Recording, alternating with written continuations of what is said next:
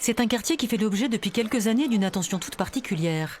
Sur la rive gauche de Rouen, entre les rues Saint-Sever, Lafayette et le boulevard d'Orléans, les règlements de compte et petits trafics de stupéfiants et de cigarettes ont modifié la physionomie de cette partie de la ville, suscitant un sentiment d'insécurité.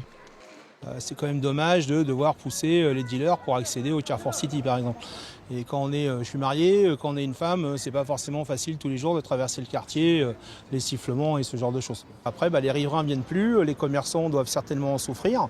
Et derrière, ça donne une mauvaise image de la ville. Donc l'idée justement, c'est d'assainir le quartier pour que les gens, les commerçants, les riverains soient sereins. Pour rétablir la tranquillité publique, la ville a misé sur le bleu.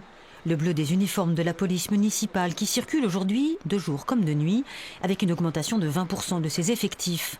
Une trentaine de caméras de surveillance ont également été installées dans le quartier, sur les 45 présentes sur la rive gauche. L'ouverture annoncée fin 2025 d'un poste de police municipale au cœur du secteur piétonnier devrait apaiser les habitants et les commerçants. À travers des témoignages que l'on a, notamment des commerçants, ils sont contents et heureux d'avoir des policiers municipaux, des effectifs sur le terrain. Et ça, c'est déjà bien et on continue. Et c'est pour cette raison-là qu'on ouvre un poste de police municipale ici. La mairie, elle est au rendez-vous.